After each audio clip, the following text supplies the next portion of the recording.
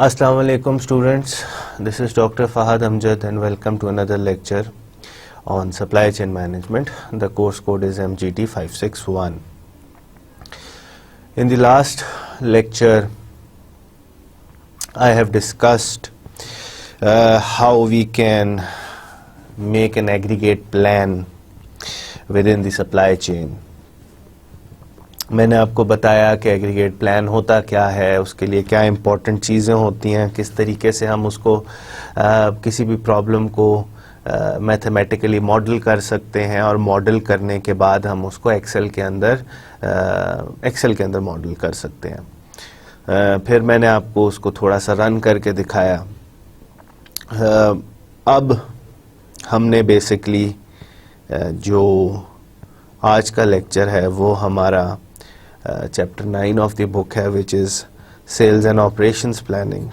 It is no longer aggregate planning. Aggregate planning हो गई, master production schedule बन गया। अब जो काम है basically that is कि जी आपने अपनी जो sales and operations हैं उनको किस तरह से plan करना है। sales and operations का क्या मतलब होता है? Let me just say कि जी when you have multiple partners within the supply chain, there is one manufacturer and there is one retailer. ठीक है, मैन्युफैक्चरर अपनी चीज़ें रिटेलर के पास रखवाता है बिकने के लिए। उधर से कस्टमर आते हैं रिटेलर के पास और अपनी चीज़ ले जाते हैं, चीज़ खरीद के।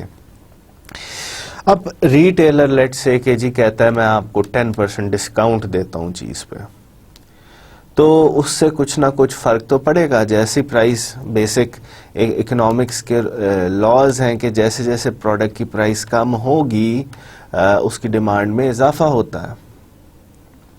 तो जब डिमांड प्रोडक्ट की प्राइस कम हुई, डिमांड में इजाफा हुआ, तो क्या ये ओवरऑल सप्लाई चेन यानी कि मैन्युफैक्चरर और retailer, its in this at this instant these two actors are the stages of the supply chain, क्या ओवरऑल सप्लाई चेन को फ़ायदा हो रहा है इससे कि नहीं हो रहा? अब इस केस के अंदर जब आपके पास मल्टीपल एंटिटीज़ आ जाती हैं, क्या तरीका है जिससे हम अपने सेल्स एंड ऑपरेशंस के जो हमारे एक्टिविटीज़ हैं हम उनको प्लान कर सकें? तो ये हम बेसिकली देखेंगे आज के लेक्चर के अंदर कि जी how can we manage our sales and operations. Before starting today's lecture, let me just give you an overview of the things you can expect in this chapter. First we have to manage supply to improve synchronization in supply chain in the face of predictable variability. अब इसके अंदर एक नई term use हो रही है जिसका नाम है predictable variability। ठीक है, मैं आपको बताऊंगा कि जी प्रेडिक्टेबल वेरिएबिलिटी होती क्या है। तो इस चैप्टर के अंदर बेसिकली हमने देखना है how we can manage supply to improve the synchronisation in the supply chain in the face of predictable variability. Synchronisation दो एंटिटीज़ के दरमियान में जो आप कह सकते हैं ना, सिंक्रोनाइजेशन इज़ दी, उनका जो जोड़ है, उनका जो मिलाप है वो कैसे बेहतर किया जा सकता है in the face of predictable variability. Manage demand to improve synchronisation in supply chain in the face of predictable variability. पहला है कि जी आपने किस तरह से मैनेज करनी है सप्लाई को, दूसरा है किस तरीके से आपने मैनेज करना है डिमांड को।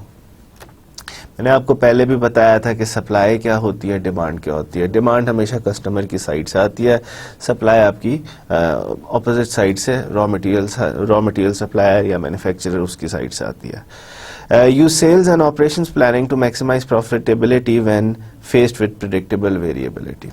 तो किस तरीके से हम अपने सेल्स एंड ऑपरेशंस को प्लान कर सकते हैं, प्लान क्यों कर रहे हैं? ताकि हमारी जो ओवरऑल प्रॉफिटेबिलिटी है वो मैक्सिमाइज हो जाए सप्लाई चेन के अंदर। इसलिए हम प्लानिंग करते हैं सेल्स एंड ऑपरेशंस की भी, ताकि जो प्रेडिक्टेबल वेरिएबिलिटी है under the presence of predictable variability. Variability का क्या मतलब हुआ? चेंज। प्रिडिक्टेबल का क्या मतलब हुआ? जो चीज़ हम प्रिडिक्ट कर सकते हैं। अगर हमें पता है कि मैं प्राइस इतनी कम करूंगा तो इतनी % डिमांड बढ़ जाएगी, तो उसको हम कह सकते हैं कि दिस इज प्रिडिक्टेबल वेरिएबिलिटी। मुझे ये पता है कि मैं प्राइस बढ़ाऊंगा तो इतनी % डिमांड कम हो जाएगी, that is also predictable variability. तो अगर आपके पास प्रिडिक्टेबल वेरिएबिलिटी है, अगर आपको पता है कि मैं इस चीज़ को कम करूंगा तो ये हो जाएगा, तो उस प्रिडिक्टेबल वेरिएबिलिटी की प्रेजेंस के अंदर आप किस तरह से अपनी सप्लाई डिमांड को मैनेज कर सकते हैं और किस तरीके से आप अपनी सेल्स एंड ऑपरेशंस को प्लान कर सकते हैं, ये बेसिकली हम देखेंगे किस तरीके से इस चैप्टर के अंदर बेसिकली ये चीज़ें हम देखेंगे। Predictable variability is the change in demand that can be forecasted. Predictable variability क्या होती है? It is the change in demand that can be forecasted. अगर मुझे पता है कि मैं 10% का डिस्काउंट दूंगा तो मेरी डिमांड इतनी बढ़ जाएगी, अगर मैं 3 रुपए कम कर दूंगा तो मेरी डिमांड इतनी बढ़ जाएगी, अगर मैं महंगी कर दूंगा तो इतनी कम हो जाएगी। तो ये प्रिडिक्टेबल वेरिएबिलिटी है। अब जाहिर बात है, ज़रूरी नहीं है कि जी जब भी आप प्राइस प्रमोशन दो या आप कहीं डिस्काउंट दो तो ज़रूरी नहीं है कि सप्लाई चेन की ओवरऑल प्रॉफिटेबिलिटी बेहतर हो। ये एक नई इंफॉर्मेशन है कि ज़रूरी नहीं है रिटेलर के 10% वो डिस्काउंट दे दे रिटेलर आप किसी भी प्रोडक्ट पे तो ओवरऑल सप्लाई चेन को फ़ायदा होगा उससे। नहीं, ये it's not hard and fast rule, ठीक है।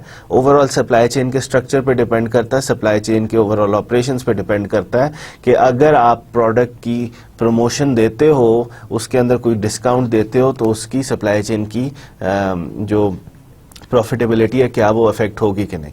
सप्लाई चेन ज़रूरी नहीं है कि जी आपका रिटेलर आपको जाके प्रमोशन में डिस्काउंट दे और आपकी ओवरऑल सप्लाई चेन की प्रॉफिटेबिलिटी बेहतर हो, ख़राब भी हो सकती है। अब कौन कौन सी अप्रोचेज़ हैं जिससे हम सप्लाई और डिमांड को मैनेज कर सकते हैं? बेसिकली हम सप्लाई साइड क्या होती है, डिमांड साइड क्या होती है। डिमांड साइड को हमने मैनेज करना, और डिमांड क्या होती है? डिमांड होती है कस्टमर की साइड से। आपकी ये सिंपल लेट्स से कि this is a supply chain, इसके अंदर डिफरेंट स्टेजेस हैं। अब आपने डिमांड साइड्स जो डिमांड आ रही है, how can you manage that demand? Customer जो आपसे चीज़ डिमांड कर रहा है वो किस तरीके से कर सकते हैं आप उसको मैनेज?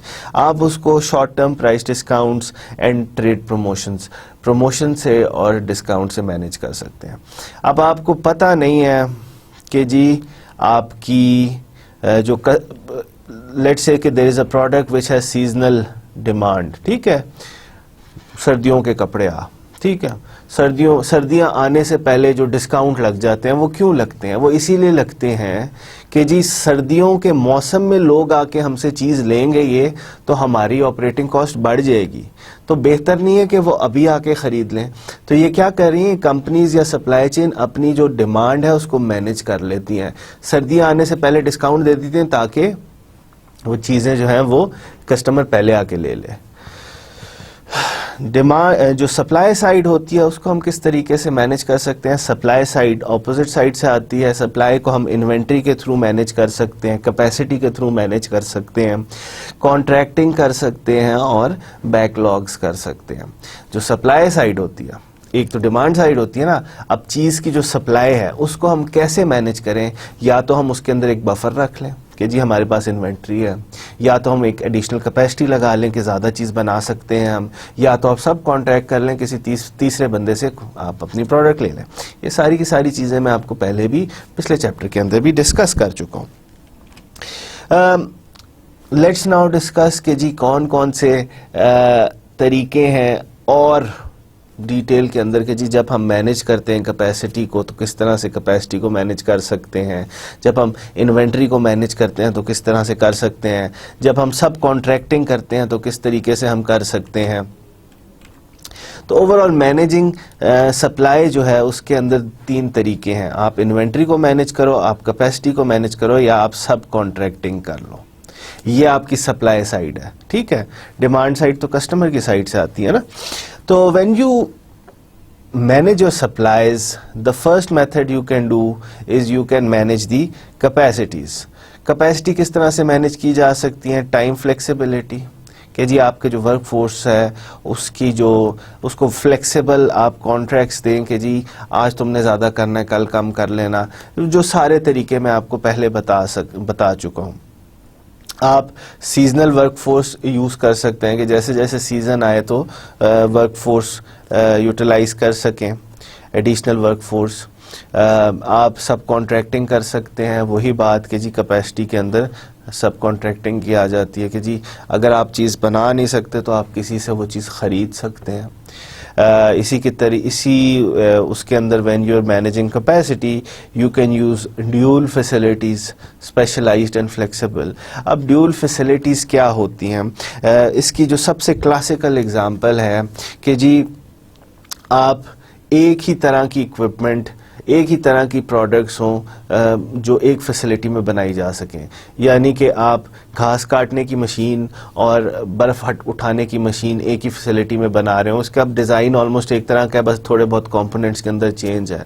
आप ये जो पानी पे चलने वाला मोटरसाइकिल या जो उस पे ज़मीन पे चलने वाला मोटरसाइकिल, इन दोनों के अंदर इंजन ही डलता है, इन दोनों की ओवरऑल डिज़ाइन में इतना ज़्यादा डिफरेंस नहीं है, तो इन दोनों का आप सब्स्टिट्यूट कर सकते हैं। एक की डिमांड गर्मी में आती है, दूसरे की डिमांड लेट से पानी पे चलने वाला मोटरसाइकिल या बर्फ़ पे चलने वाला मोटरसाइकिल, ये दोनों एक ही तरह की चीज़ें होती हैं, जैसे स्नो मोटरसाइकिल कहते हैं। तो एक की डिमांड गर्मी में आती है, दूसरे की डिमांड सर्दी में आती है। तो फिर क्या कर सकते हैं आप? ये इस तरह की फैसिलिटीज़ यूज़ कर सकते हैं जिसके अंदर दो चीज़ें बन सकें। तो गर्मियों में आप एक चीज़ बना रहे हो, सर्दियों में आप दूसरी चीज़ बना रहे हो। तो बहुत सारे तरीके हैं जिससे आप अपनी कैपेसिटी को मैनेज कर सकते हो। आप अपनी वर्क फोर्स को फ्लेक्सिबली मैनेज कर सकते हो, आप अपनी सीजनल वर्क फोर्स यूज़ कर सकते हैं, आप सब कॉन्ट्रैक्टिंग कर सकते हैं, ड्यूल फैसिलिटीज़ रख सकते हैं।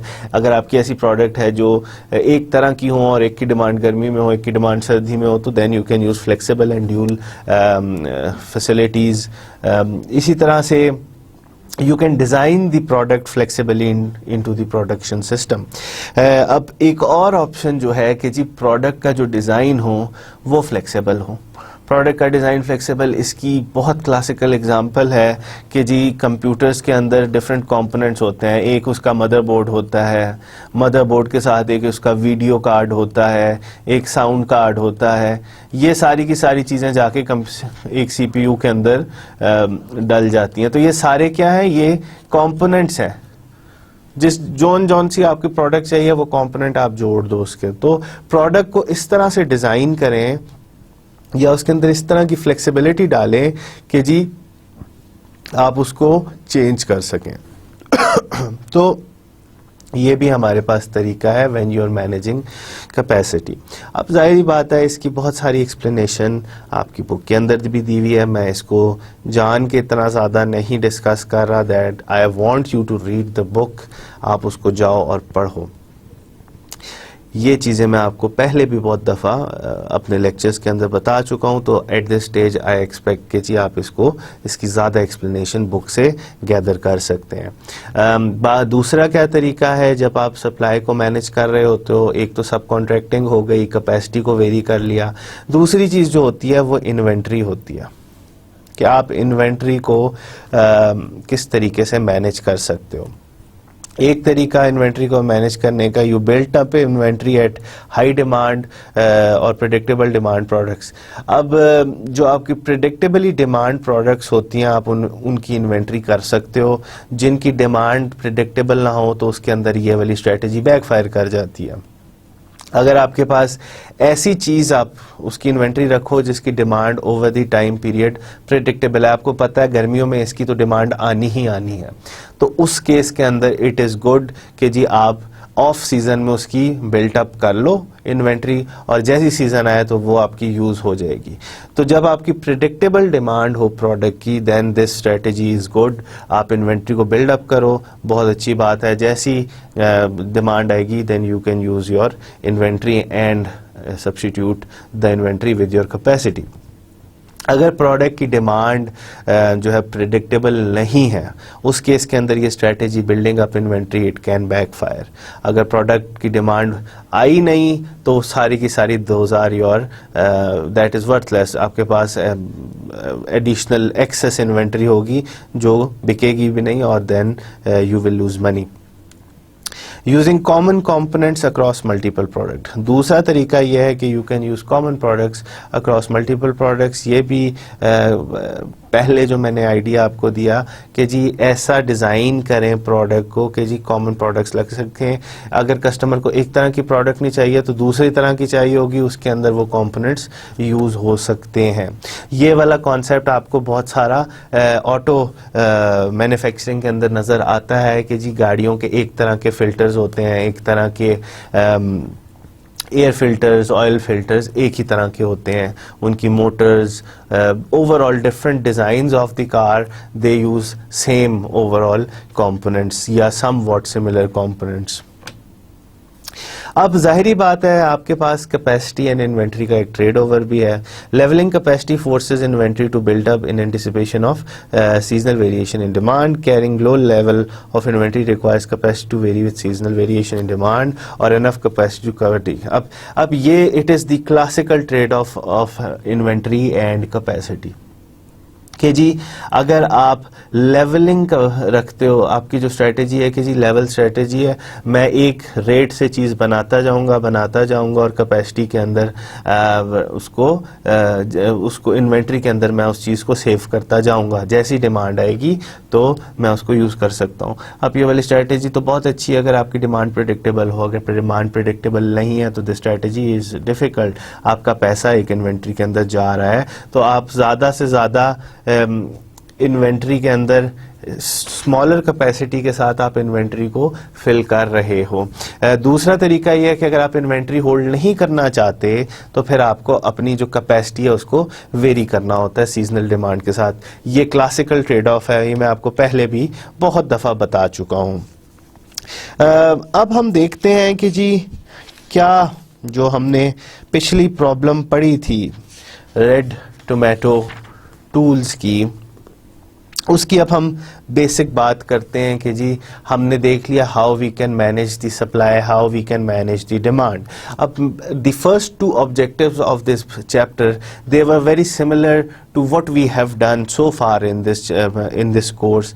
मैंने आपको शुरू से बताया कि जी क्या ट्रेड ऑफ है between inventory, between cost, between capacity. तो ये सारे की सारी ऑलरेडी हमने एक इस चैप्टर के अंदर फिर से रिवाइज किए हैं। But I would expect, I am again requesting you to please go through the text of the book. I have discussed these topics very you can say I have discussed these topics in summary.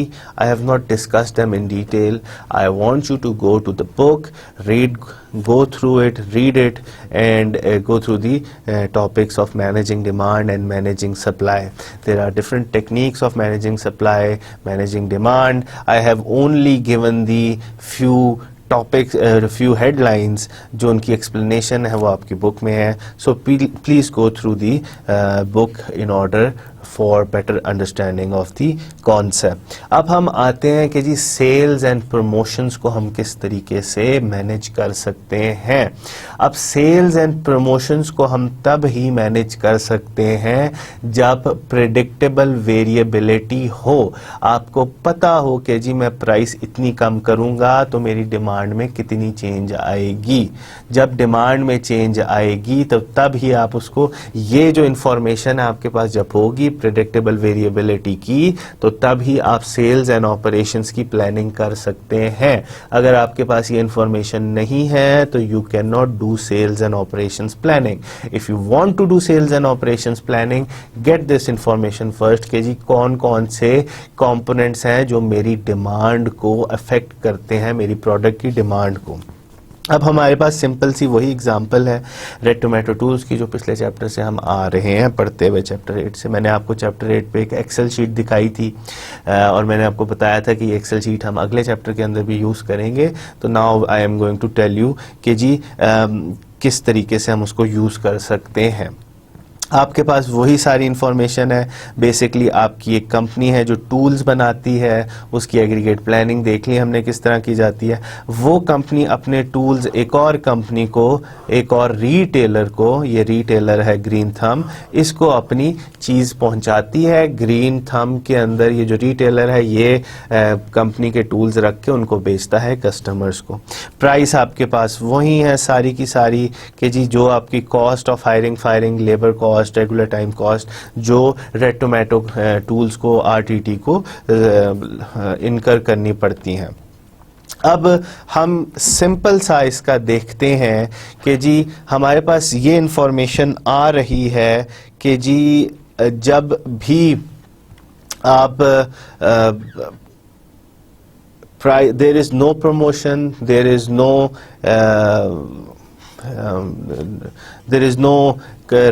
Change in demand.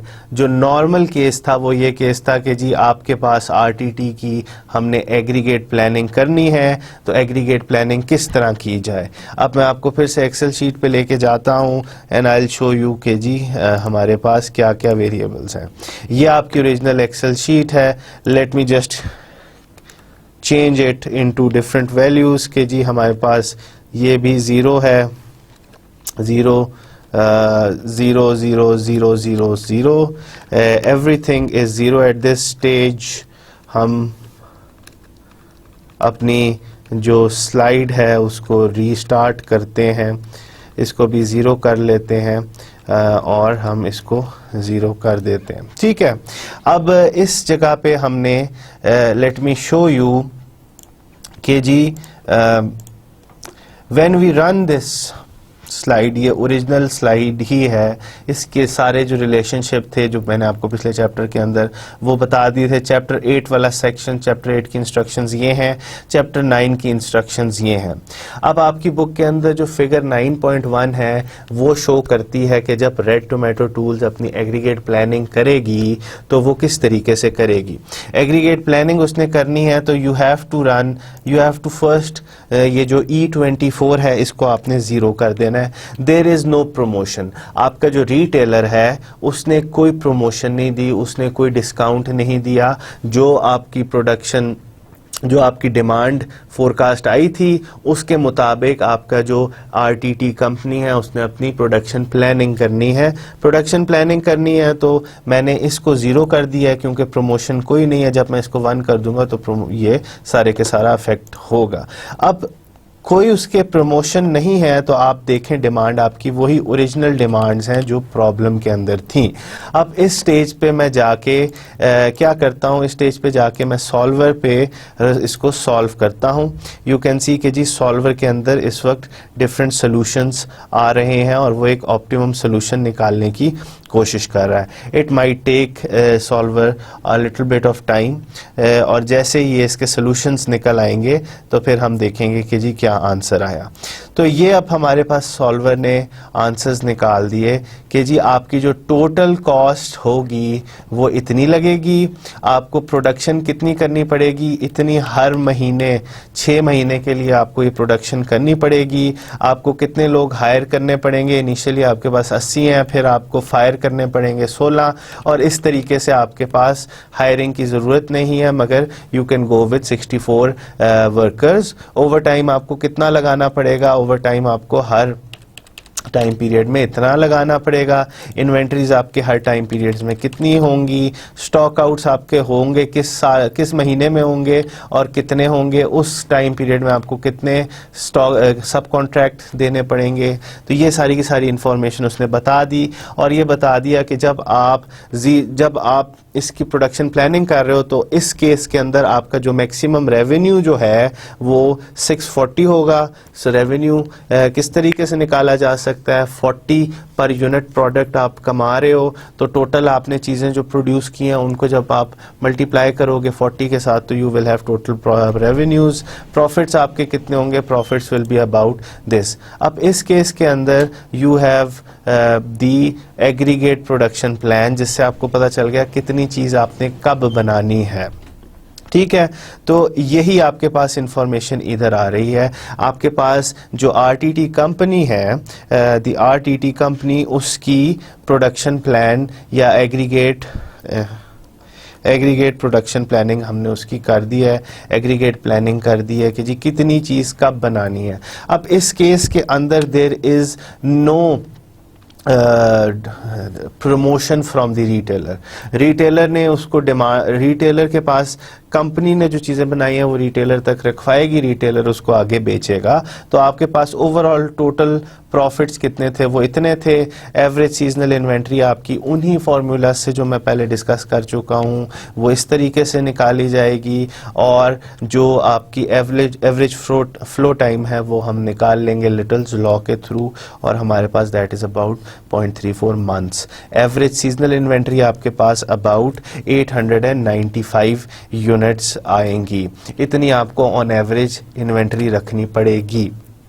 अब let's say कि जो हमारी इस stage के अंदर एक तो company है आरटीटी जो आपके टूल्स बनाती है, वो अपने एक रिटेलर को जाके जिसका नाम ग्रीन थंब है, वो अपनी प्रोडक्ट्स इस रिटेलर के पास रखवाती है। अब रिटेलर कहता है कि मैं अपने जो कस्टमर हैं उनको प्रमोशन देता हूँ, मैं उनको 10% डिस्काउंट देता हूँ।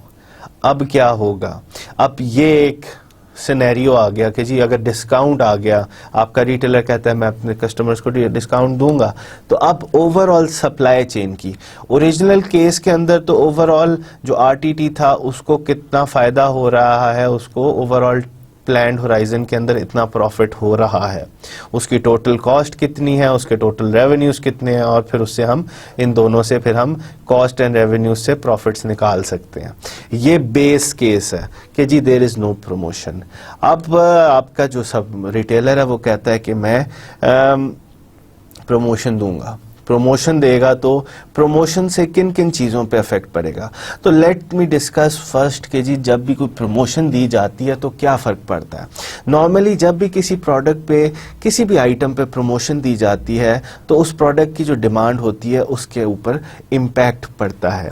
जितने ज़्यादा आप प्रमोशन देते हैं तो उसकी डिमांड उसके हिसाब से वेरी करती है। ज़रूरी नहीं है कि जी सारी प्रोडक्ट की डिमांड एक ही तरह से चेंज हो, डिफरेंट पैटर्न से चेंज हो सकती है, मगर उसकी डिमांड के अंदर चेंज आती है। आप जब प्रमोशन देते हो तो कॉस्ट ऑफ होल्डिंग इन्वेंट्री इसके अंदर भी फर्क आ जाता है। कैसे? क्योंकि जैसी डिमांड बढ़ती है तो ओवरऑल सप्लाई चेन के अंदर, ओरिजिनल केस के अंदर इसने कुछ इन्वेंट्री रखी हुई थी, इसने कुछ इन्वेंट्री रखी थी, प्रमोशन दी तो इन्वेंट्री एडिशनल कैरी करनी पड़ गई कि जी अब डिमांड बढ़ गई है, तो ओवरऑल होल्डिंग कॉस्ट भी, ज़्यादा इन्वेंट्री या कम इन्वेंट्री रखोगे तो होल्डिंग कॉस्ट भी इसमें फ़र्क आएगा। तो सप्लाई चेन बिल्कुल ना एक पानी के तालाब की तरह, एक जगह पे कुछ हो तो हर जगह पे रिपल जाते हैं, उसके इफेक्ट्स जाते हैं। Cost of changing the level of capacity, और क्या प्रमोशन का फर्क पड़ सकता है। अगर आपके पास इन्वेंट्री है, आप इन्वेंट्री के साथ काम कर सकते हो, ठीक है। अगर आपकी प्रोडक्ट ऐसी है जो इंक्रीज इन कैपेसिटी की वजह से एडिशनल मशीन या एडिशनल लेबर लगा के आपने उसको बनाना पड़ेगा, तो जाहिर बात है उससे भी वो भी अफेक्ट होगी प्रमोशन से। और आपके प्रोडक्ट मार्जिन्स भी अफेक्ट होते हैं। प्रोडक्ट मार्जिन्स क्या होते हैं कि जी हर प्रोडक्ट से आप कितना मार्जिन ऑफ प्रॉफिट ले रहे हो। जो आरटीटी की केस मैंने आपको बताया था ना, प्रोडक्ट ए या फैमिली ए के अंदर 10% आप उनकी प्रोडक्ट वो क्वांटिटी थी, ओवरऑल सेल्स का 10% था, प्रोडक्ट भी ओवरऑल सेल्स का 25% था। तो प्रोडक्ट मार्जिन्स पे भी फर्क पड़ता है। जब आप एक प्रमोशन देते हो तो डिफरेंट टाइप्स जो प्रोडक्ट मार्जिन्स होते हैं वो भी अफेक्ट हो जाते हैं। अब प्रमोशन जब दी जाती है तो किस किस तरीके का बिहेवियर हम देखते हैं कस्टमर की साइड से, डिमांड साइड से हम किस किस तरीके का बिहेवियर देखते हैं। जब भी आप प्रमोशन देते हो तो उसके ओवरऑल कुछ अफेक्ट्स पड़ते हैं। पहला अफेक्ट तो उसका यह है कि जी there is a growth in market. अब किस तरीके से ग्रोथ इन मार्केट हो सकता है, let me give you a simple example कि जी टोयोटा की एग्जांपल ले लेते हैं। टोयोटा अगर अपनी प्राइसेस कम कर देती है करोला की, ठीक है, तो या लेट से कि जी अपने GLI, टोयोटा के कितने मॉडल्स हैं, टोयोटा के आपके पास XLI है और GLI है, लेट्स से GLI ज़रा महंगी है, XLI ज़रा सस्ती है, तो अगर टोयोटा अपनी जो GLI मॉडल है, जो महंगा वाला मॉडल है, उसकी प्राइस कम कर देती है, तो उससे क्या फ़र्क पड़ेगा? GLI की ग्रोथ जो मार्केट है उसमें ग्रोथ हो सकती है कि नहीं हो सकती? हो सकती है, क्योंकि अब जो XLI ख़रीदना चाह रहे थे they are able to purchase GLI। तो अब क्या हुआ, ओवरऑल जो GLI की मार्केट थी उसके अंदर ग्रोथ हो गई है। तो एक तरीका यह है कि जी जब आप प्राइस की प्रमोशन देते हो तो उसमें क्या हुआ कि जी एक मार्केट बढ़ गई। दूसरा जो केस है वो ये है कि जी स्टीलिंग शेयर, जब एक चीज़ सस्ती होती है तो लोग दूसरी चीज़ पे कन्वर्ट हो जाते हैं। तो इसके अंदर ये है कि जी अगर लेट्स से कि होंडा एंड टोयोटा, उनमें से जो होंडा अपनी प्राइसेस कम करती है या टोयोटा अपनी प्राइसेस कम करती है, तो बहुत सारे लोग जो होंडा ख़रीदने की सोच रहे थे अब वो टोयोटा ख़रीदेंगे क्योंकि टोयोटा ने अपनी प्राइस कम कर दिया। तो एक तो ये है कि जी आपकी ओवरऑल मार्केट शेयर बढ़ जाए, दूसरा ये है कि जी आपकी एक कंपेटिटर से आप अपना शेयर स्टील कर लो, और तीसरा ये है कि बाज़ लोग पहले चीज़ को ख़रीद लें कि जिन्होंने बाद में ख़रीदनी थी अब वो ज़रा जल्दी ख़रीद लें। ये वाला जो केस है फॉरवर्ड बाइंग का, ये हम कमोडिटीज़ के अंदर देखते हैं कि जी जब चावल या आटे की वैल्यू कम होती है तो क्या होता है कि जी लोग उसकी ज़ख़ीरा अंदोज़ी करना शुरू कर देते हैं, तो इसको हम फॉरवर्ड बाइंग कहते हैं। तो तीन ही तरह के डिमांड साइड से आपके पास पैटर्न्स आते हैं कि जी जब आप प्रमोशन देते हो तो आपकी ओवरऑल मार्केट जो है वो इंक्रीज़ कर जाती है, मार्केट के अंदर ग्रोथ आती है, आपके कंपेटिटर के जो कस्टमर होते हैं वो आपके पास आ जाते हैं, तो then you are stealing the share, या आपका जो कस्टमर है वो फॉरवर्ड बाइंग करना शुरू कर देता है, वो पहले ख़रीद लेता है ताकि बाद में उसको ज़्यादा महंगा ख़रीदना ना पड़े। तो अब हमारे केस के अंदर जो हम देखना चाहते हैं कि अगर RTT और ग्रीन थंब जो रिटेलर है वो अगर प्रमोशन देता है तो क्या ओवरऑल सप्लाई चेन में क्या इफेक्ट्स पड़ेंगे, क्या इम्पैक्ट्स होंगे, क्या जो रिटेलर है उसको पीक टाइम में देना चाहिए, पीक टाइम में अपनी प्रमोशन देनी चाहिए या ऑफ पीक टाइम में प्रमोशन देनी चाहिए। तो ये चीज़ हम देखना चाह रहे हैं कि जी क्या हम करें, किस महीने में प्रमोशन दें, कब दें। अब इसके अंदर ज़रा एडिशनल इंफॉर्मेशन मैं आपको ये भी दे देता हूँ जो इसके अंदर आपकी बुक के अंदर डिस्कस की गई है। सबसे पहले तो हमारे पास प्रेडिक्टेबल वेरिएबिलिटी की इंफॉर्मेशन है इस प्रॉब्लम में। प्रेडिक्टेबल वेरिएबिलिटी की क्या इंफॉर्मेशन है कि जी जब भी प्रोडक्ट की प्राइस लेट से जो एवरेज प्राइस थी वो 40 थी, $40 जो टूल्स थे RTT के, वो 40 से $39 के हो जाते हैं, यानी कि $1 की कमी हो जाती है उनकी प्राइस के अंदर। तो उसकी जो ओवरऑल कंजम्पशन के अंदर इंक्रीज़ है, कंजम्पशन के अंदर 10% का इंक्रीज़ हो जाता है। ठीक है, ये बात है कि जी जो अगर जनवरी में आप देते हो प्रमोशन, ₹1 कम करते हो, तो ओवरऑल जनवरी की डिमांड में 10% इंक्रीज़ हो जाता है, और फिर सब्सीक्वेंटली क्या होता है कि जी उसकी जो 20% of each of the following month is move forward। अब जो बाकी सब्सीक्वेंट महीने हैं उनकी 20% डिमांड फॉरवर्ड हो जाती है, तो कंजम्पशन भी बढ़ जाती है और जो अगले महीने हैं उनकी डिमांड भी कैरी ओवर या फॉरवर्ड बाइंग होना शुरू हो जाती है। तो लेट्स डिस्कस दिस कि जी अब हम किस तरीके से ओवरऑल इसको कैलकुलेट कर सकते हैं। आपके पास वही एक्सेल शीट है। अब हम क्या करते हैं कि जी हम इस सेल को जो E की वैल्यू है, पहले हमने 0 रखा हुआ था, अब हम इसको 1 कर देते हैं। हम इसको कहते हैं कि जी 1 आप प्रमोशन दे रहे हो, जब ये 0 होगा तो प्रमोशन नहीं होगा, जब आप 1 करोगे तो इसके अंदर 1 कर देंगे। अब इसके अंदर फ़र्क क्या हुआ, आप देखें फ़ौरन जैसे ही मैंने एंटर दबाया है, 0 से पहले 0 था, मैं प्रमोशन नहीं दे रहा था, तो मेरी ओरिजिनल डिमांड पैटर्न ये था। ये बेसिकली इसका जो फॉर्मूला इतना डिफ़िकल्ट तरीके से आपको नज़र आ रहा है वो इसीलिए कि जी ये 4 सेल्स को अंडर कंसिडर लेके इसके हिसाब से डिमांड की वैल्यूज़ चेंज करता है। जैसे ही आप इधर सेल में वैल्यू चेंज करते हो, डिमांड जो है ओरिजिनल डिमांड उसकी मॉडिफाइड वैल्यूज इधर आ जाती हैं डिमांड के अंदर। तो अभी मैं प्रमोशन नहीं दे रहा, मैं जीरो करता हूं तो ओरिजिनल डिमांड आपके पास आ रही है, ठीक है। अगर मैं कहता हूं कि हाँ मैं प्रमोशन दे रहा हूं, मैं 1 कर देता हूं इसके अंदर, तो मैं इसकी जब to get the figure 9.2 set the cell E24 to 1 promotion is on and cell E25 to 1। अब ये जो E24 है उसमें ये कर दिया, जब मैंने प्रमोशन दी तो ऑटोमेटिकली ये देखें इसकी डिमांड पैटर्न्स में चेंज आ गई, और मैं इसको कहता हूँ मैं जनवरी में प्रमोशन देता हूँ, मैं फरवरी में नहीं देना। अब मैंने देखना है मैं किस टाइम में दूँ, जनवरी में प्रमोशन दूँ या मैं उसको अप्रैल में दूं। तो हमारे पास क्या है, जीरो क्या है, जनवरी 1 इज जनवरी, 2 इज फरवरी, मार्च, अप्रैल, मई, जून। तो क्या मैं पहले महीने में अपनी प्रमोशन दूं या मैं चौथे महीने में प्रमोशन दूं, तो जनवरी, फरवरी, मार्च, अप्रैल, तो फर्स्ट या फोर्थ में। तो मैं कहता हूं मैं प्रमोशन दूंगा और मैं पहले महीने में जनवरी में दूंगा। मेरी जो कंजम्पशन है वो इतने 10% इंक्रीज हो जाती है और there is about 20% forward buying, तो मेरे ओवरऑल वैल्यूज के अंदर चेंज हो गई है, ठीक है। अगर मैं जनवरी में दूंगा तो मेरी जो डिमांड है वो 10% इंक्रीज हो रही है और फॉरवर्ड बाइंग हो रही है, उसके हिसाब से कॉरेस्पॉन्डिंग वैल्यूज यहाँ चेंज हो गई हैं डिमांड की। अब इस केस के अंदर मैं देखना चाहता हूं कि मैं मेरी टोटल कॉस्ट क्या होगी, मेरे टोटल रेवेन्यूज क्या होंगे। पहले केस के अंदर तो हमने हम कोई प्रमोशन नहीं दे रहे थे, अब हम देखते हैं कि हम प्रमोशन देंगे तो हमारी टोटल कॉस्ट क्या होंगी, टोटल रेवेन्यूज क्या होंगी।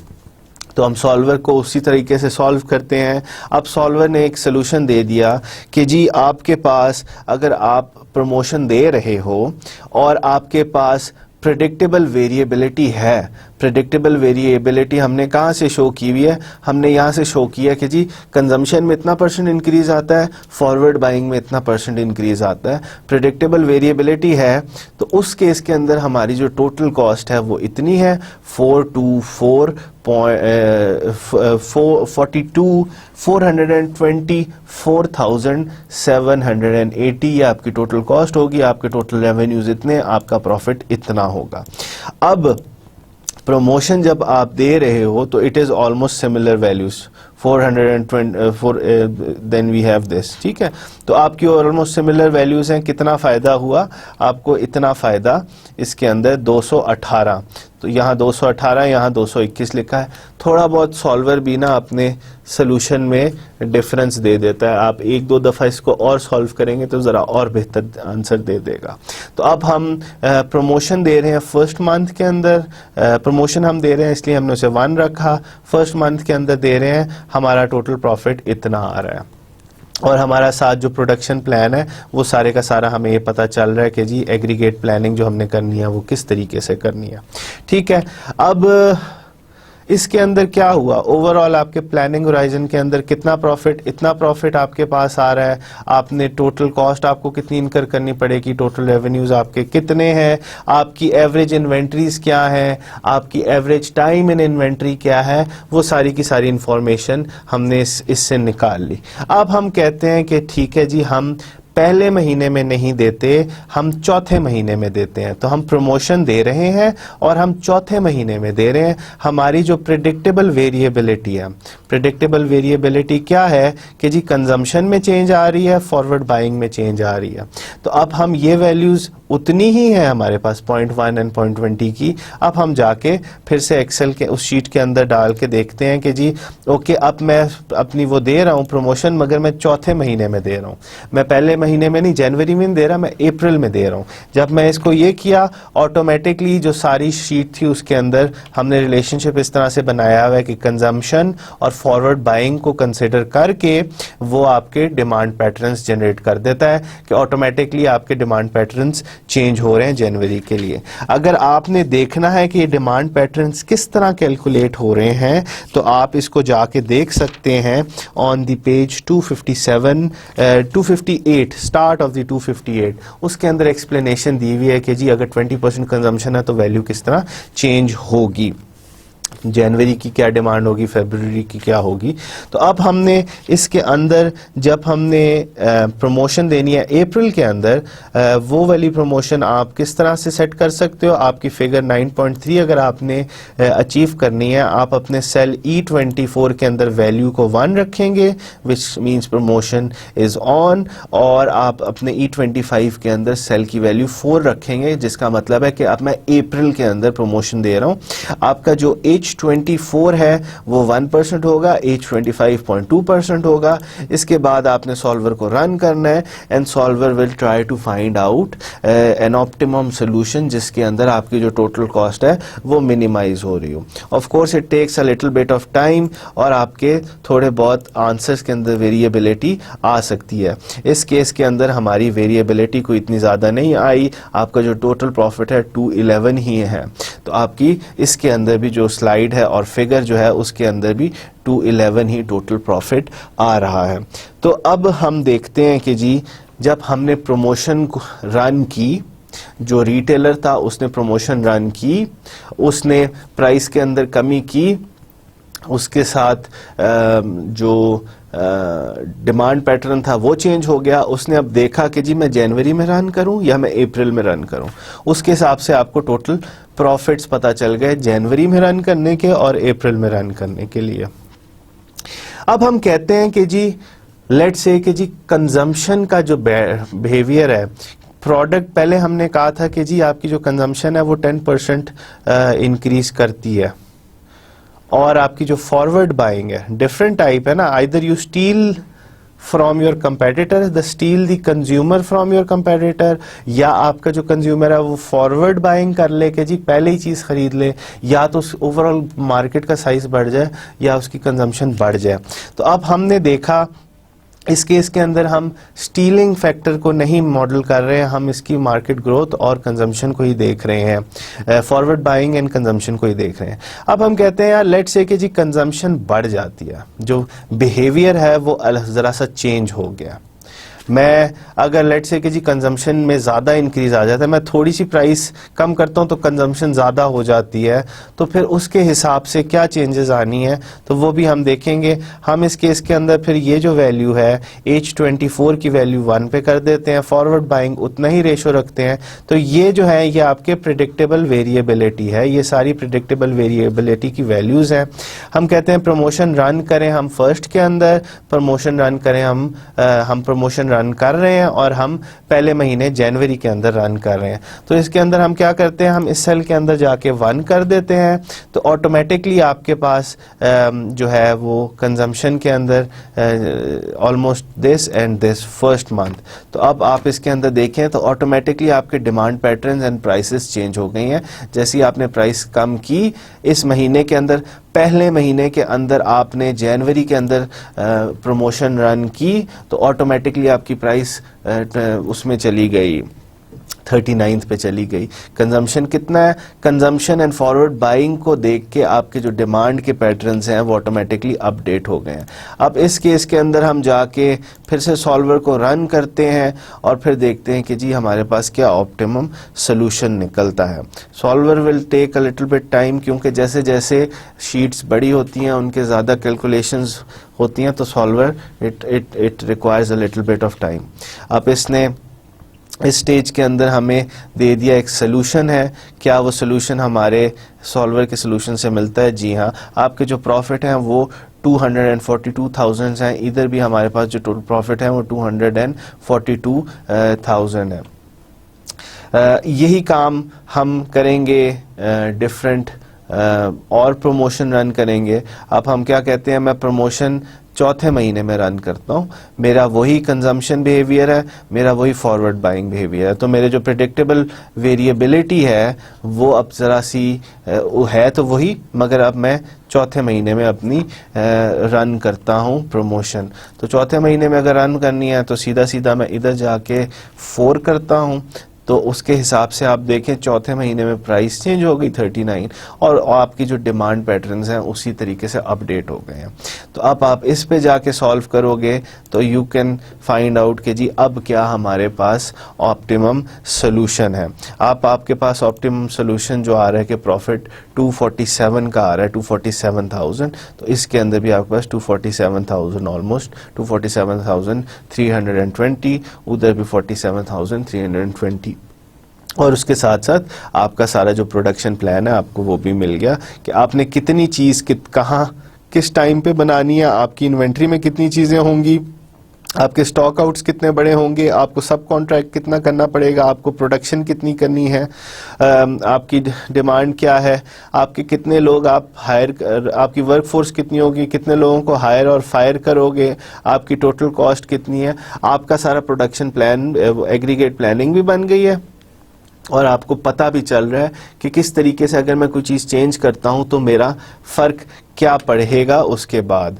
तो अब ज़रा ये पॉइंट जो है ये डिफरेंट सिनेरियोस को रन करने के बाद अब हम देखते हैं कि जी हमारी उसके अंदर जो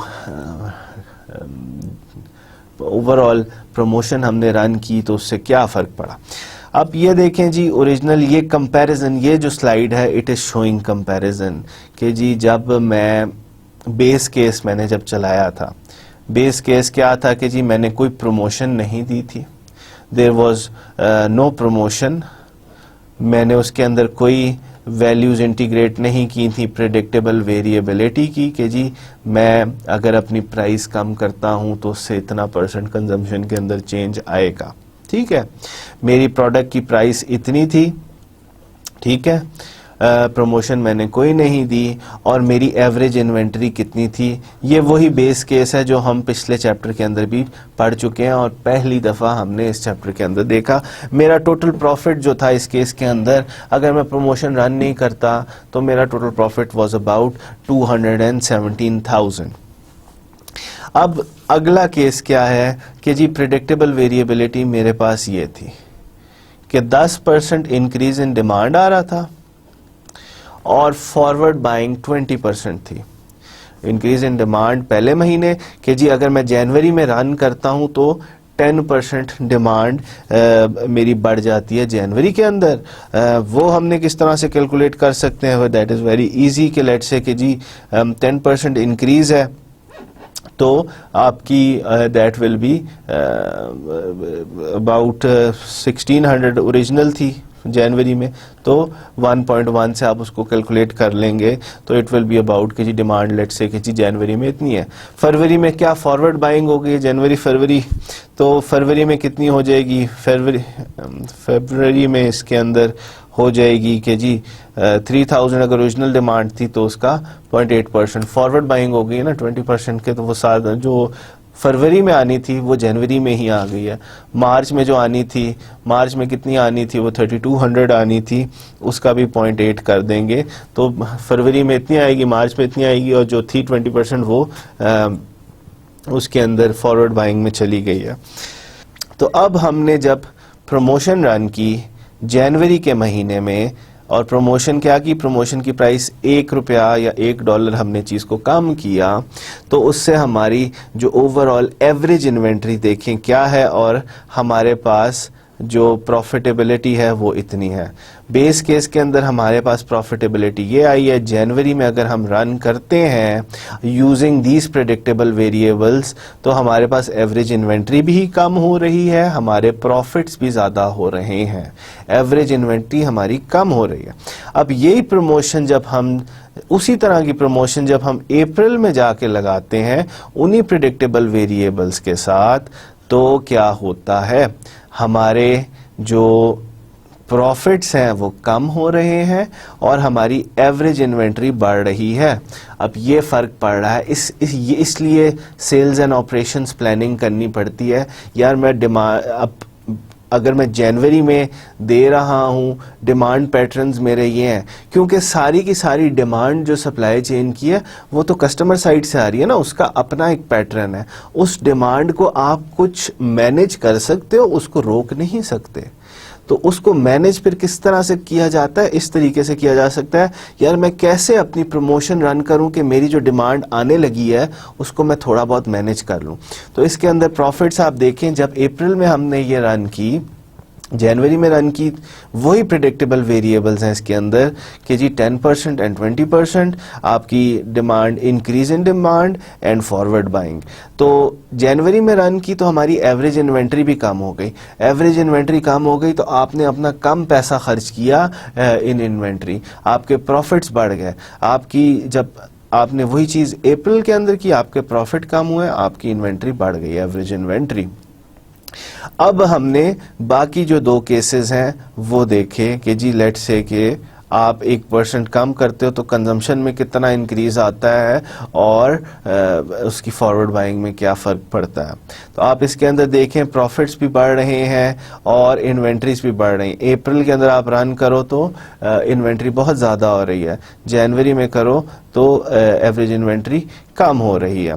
इसी तरीके से डिफरेंट उस पे वेरिएशंस पे आप प्राइसिंग कम करो, डिफरेंट वेरिएशंस पे रन कर सकते हो, तो सेल्स का आप इसका एक आउटकम निकाल सकते हो। आप इसमें देखें, आप बहुत कम भी कर दें प्राइस तो आपके प्रॉफिट उससे बढ़ नहीं रहे, आपकी एवरेज इन्वेंट्रीज जो है वो कम नहीं हो रही।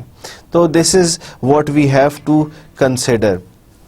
अब क्या इम्पैक्ट है प्रमोशन टाइमिंग के? High forward buying favours promotion during low demand period. अब ऐसी चीजें जिनके अंदर हाई फॉरवर्ड बाइंग हो कि अगर आप प्रमोशन देते हो तो कस्टमर आपसे चीज़ आके ले लेता है, तो ये उस वक्त करना चाहिए जब आपकी डिमांड पीक पे ना हो, पीक से पहले हो, लो डिमांड पीरियड पे। High ability to steal market share favours promotion during peak demand period. तो अगर आपके पास ये है कि जी आप अपने मार्केट से, जो आपका कंपेटिटर है उससे मार्केट को स्टील कर रहे हो, तो प्रमोशन तब रन करो जब पीक डिमांड पीरियड हो। High ability to increase overall market, जब आपने मार्केट इंक्रीज होने का आपके पास चांस हो, favour promotion during peak demand period. तो ये दो चीज़ें आपके पास आ रही हैं कि जब भी आपके पास high margin of stealing the competitor share हो तो उसको आप पीक टाइम में रन करो। मगर अगर फॉरवर्ड बाइंग हो रही है तो फॉरवर्ड बाइंग के अंदर आप लो डिमांड पीरियड में प्रमोशन को रन करो। High margin low margin favours promotion during peak time, favours promotion during low demand periods. तो ये भी आपके पास जो मार्जिन्स, जो इम्पैक्ट्स थे मैंने आपको बताए थे ना, या तो आप फॉरवर्ड बाइंग कर लेते हो, या तो अपने कंपेटिटर से मार्केट स्टील कर रहे हो, या आप अपनी मार्केट की ग्रोथ कर रहे हो, या आपकी प्रोडक्ट मार्जिन्स पे इफेक्ट पड़ रहे होते हैं। ये सारी चीज़ें मैंने आपको शुरू में बताई है ना कि जी कौन कौन से इम्पैक्ट या इन्फ्लुएंस होते हैं प्रमोशन के। प्रोडक्ट मार्जिन पे होता है, कॉस्ट ऑफ कैरिंग इन्वेंट्री पे होता है, कॉस्ट ऑफ कैपेसिटी पे होता है, impact of promotion on demand. तो ये सारे के सारे different. High manufacturing holding cost favours promotion during low demand periods. जब आपका मैन्युफैक्चरर की होल्डिंग कॉस्ट ज़्यादा हो तो they favour promotion during low demand period. High cost of changing capacity favours promotion during low demand period. जब आपकी capacity change करना मुश्किल हो तो आप ज़्यादा इट्स मोर फेवरेबल के जी ऑफ डिमांड पीरियड में या ऑफ पीक टाइम में आप प्रमोशंस दो। High retailer holding cost decrease forward buying by retailer, decreases forward buying by retailer. जब रिटेलर की होल्डिंग कॉस्ट ज़्यादा हो, रिटेलर का चीज़ को स्टोर करने की कॉस्ट ज़्यादा हो, तो वो फॉरवर्ड बाइंग ज़्यादा नहीं करता। High promotion of electricity of consumer तो decreases forward buying by the retailer.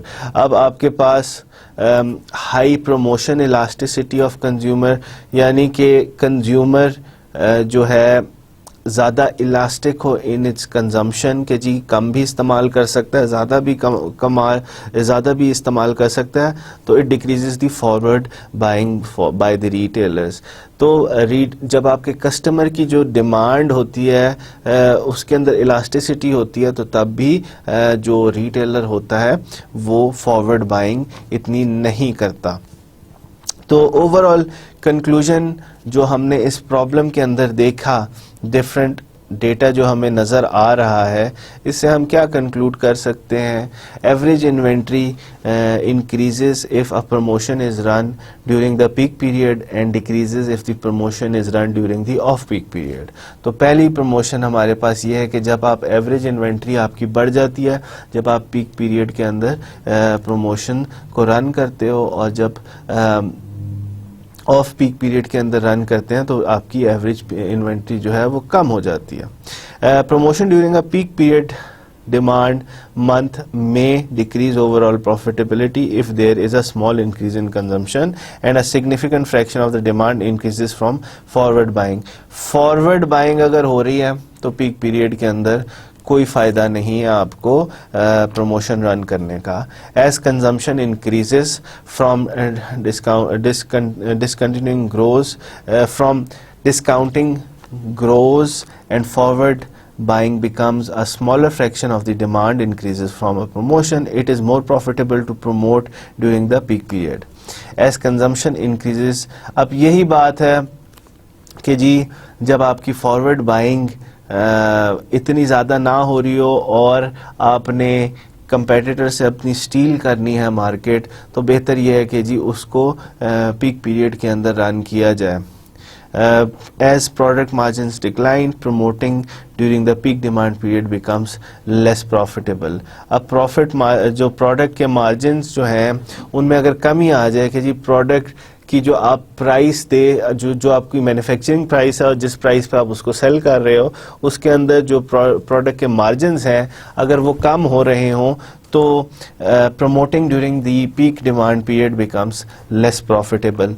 तो पीक डिमांड पीरियड्स पे फिर इट बिकम्स लेस प्रॉफिटेबल क्योंकि आप इतना कमा ही नहीं रहे। जो प्रोडक्ट की प्राइस है और जो उस पर आप डिस्काउंट दे रहे हो अगर उसके मार्जिन्स में डिक्रीज आ जाए तो it becomes less profitable.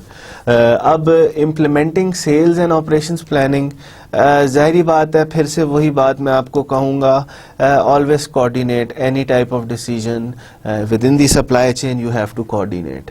Coordination is the first step, you have to go through it. आपको अब सारे stages of the supply chain, अब इस केस के अंदर अगर जो RTT टूल्स है और GT जो रिटेलर है अगर वो कोऑर्डिनेट ना करें तो दे कैन नॉट मैनेज। इसलिए इसके अंदर coordination for the promotion, for planning of sales and operation, planning of sales and operations is very important. तो coordinate, always coordinate among the different partners within the supply chain. अब आपने predictable variability, take predictable variability into account when making strategic decisions। जब भी आप strategic decisions ले रहे हैं तो तब आपको इस predictable variability को under consideration लेना बहुत ज़रूरी है। Design S&OP, sales and operations to understand and manage the drivers of the demand usage। जब आपने sales and operations अपने डिज़ाइन करने हैं उनको डिमांड यूजेज जो आपकी कस्टमर की साइड से डिमांड आ रही है उसको अंडरस्टैंड, उसके पैटर्न को अंडरस्टैंड करके डिज़ाइन करें और उसको मैनेज करने के लिए डिज़ाइन करें। ऐसे ही नहीं अपने सेल्स एंड ऑपरेशंस प्लानिंग के लिए आप जस्ट ये नहीं कर सकते, अपने सेल्स एंड ऑपरेशंस प्लानिंग इस तरह से डिज़ाइन नहीं कर सकते कि अगर आपको कस्टमर के बिहेवियर, कस्टमर्स के जो वेरिएबिलिटी है, डिमांड वेरिएबिलिटी वो ना पता हो। Ensure that S&OP process modifies plan as the reality or forecast changes। अब ये भी आपने इंश्योर करना है कि जैसी कंज्यूमर बिहेवियर चेंज हो रहा हो या फोरकास्ट चेंज हो रही हो तो उसके हिसाब से अपने सेल्स एंड ऑपरेशंस प्लानिंग के जो प्रोसेसेस हैं उनको आप मॉडिफाई करें। तो अब तक हमने क्या देख लिया, हमारे पास एक एग्रीगेट डिमांड फोरकास्ट आती है प्रोडक्ट की, उसके बाद आप क्या करते हैं फोरकास्ट के taking into consideration your forecast आप क्या करते हैं एक एग्रीगेट यूनिट्स तो बना के फिर एग्रीगेट प्लानिंग करते हैं। एग्रीगेट प्लानिंग पे आप कोई स्ट्रेटजी लगाना चाहें तो वो लगा सकते हैं। एग्रीगेट प्लानिंग के बाद आप क्या करते हो, अगर आपने कोई ना कोई सेल्स एंड ऑपरेशंस कि कोई सेल्स एंड ऑपरेशंस की कोई ना कोई नई प्रमोशन चलानी है, तो उसको आप एवेल्यूएट करते हो। पहले आप बेस केस लेते हो, फिर आप डिफरेंट सिनेरियोस को टेस्ट करते हो और फिर उन सिनेरियोस का कंपैरिजन करते हो बेस केस के साथ, और फिर आप अपना एक SNOP बनाते हो, सेल्स एंड ऑपरेशनल प्रोसेस बनाते हो। अगर आपकी जो फोरकास्ट के अंदर कोई वेरिएबिलिटी आती है, चेंज आती है, तो ये सारे का सारा जो प्रोसेस है ये चेंज होता है, ये उसके साथ मॉडिफाई होता है। तो ओवरऑल जो चैप्टर 8 और चैप्टर 9 जो था, उसका जो बेसिक मकसद ये था कि मैं आपको बताऊं कि जी एग्रीगेट प्लानिंग होती क्या है, एग्रीगेट प्लानिंग का प्रोसेस क्या है, एग्रीगेट प्लानिंग का बेसिक मकसद या उसका ओवरऑल प्लानिंग के अंदर जगह क्या है, किससे पहले आती है, किसके बाद आती है, ये सारी की सारी चीज़ एग्रीगेट प्लानिंग के बाद जो सेल्स एंड ऑपरेशंस अगर आपने मैनेज करने हैं तो वो किस तरह किए जा सकते हैं। अब जाहिर बात है, मैंने लेक्चर के अंदर जितना मैं आपको एक्सेल सिखा सकता था या जो फार्मूलाज आपको मैं दिखा सकता था वो मैंने दिखा दिए हैं। उनके कुछ फार्मूलाज ज़रा ज़्यादा डिफ़िकल्ट हैं, you have to use the internet to interpret those formulas. वो इतने मुश्किल नहीं है, you have to just go through them, you will understand कि किस तरीके से ओवरऑल शीट सेटअप हुई हुई है। आप उन एक्सेल्स की शीट के गो थ्रू करें, आप बुक के टेक्स्ट को गो थ्रू करें, द ओवरऑल जो फ्लो ऑफ माय प्रेजेंटेशन से आपको पता चल जाएगा कि जो इम्पोर्टेंट पॉइंट्स मैंने आपको बताए हैं वो जैसे जैसे आप फॉलो करेंगे तो आप you will have the idea कि किस तरीके से हम एग्रीगेट प्लानिंग करते हैं। एग्रीगेट प्लानिंग के लिए हमें क्या क्या चीज़ें चाहिए होती हैं। एग्रीगेट प्लानिंग के बाद अगर हमारे पास कोई सेल्स आ रही हैं तो हम उसको, सेल्स एंड प्रमोशन आ रही है तो हम उसको किस तरीके से मॉडल करते हैं, किस तरीके से सिमुलेट करते हैं। इस केस के अंदर हमने किस तरह से मॉडल की, हमारे पास वो एग्रीगेट प्लान है, हमने उस पर बेस केस चलाया कि जी ये हमारे पास बेस है। अगर मैं कोई सेल्स एंड ऑपरेशंस की कोई प्रमोशन नहीं करता तो इतना मुझे फ़ायदा होगा। अब मैं प्रमोशन करता हूँ, जनवरी में करता हूँ, अप्रैल में करता हूँ, इतनी प्राइस कम करूँगा, इतनी ज़्यादा करूँगा। उसके हिसाब से जो प्रेडिक्टेबल वेरिएबिलिटी का डेटा है हमारे पास, उसको अंडर कंसिडरेशन रखने के बाद हम देखते हैं कि जी क्या फ़र्क पड़ता है प्रॉफिटेबिलिटी पे। तो इस प्रोसेस से हम ओवरऑल अपने सेल्स एंड ऑपरेशंस को मैनेज कर सकते हैं और अपनी एग्रीगेट प्लानिंग कर सकते हैं। At the end of the day आपका चैप्टर 9 इस लेक्चर के अंदर मैंने ख़त्म किया। इसके अंदर ज़्यादा जो है प्रैक्टिस है आपकी एक्सेल की शीट की। आई विल सजेस्ट कि आप गो थ्रू करें उससे। ओवरऑल हमने जो चीज़ें पढ़ी हैं इस चैप्टर के अंदर वो यही पढ़ी हैं कि किस तरीके से आप सप्लाई को मैनेज कर सकते हैं। सप्लाई को मैनेज किस तरह करना है under the presence of predictable variability. Demand को किस तरह मैनेज करना है under the presence of predictable variability. Sales and operations को किस तरह प्लान करना है under the presence of predictable variability. This concludes the chapter 9 of the book. This is doctor Fahad Amjad and I will come and present the next lecture. Until that time, Assalamu alaikum.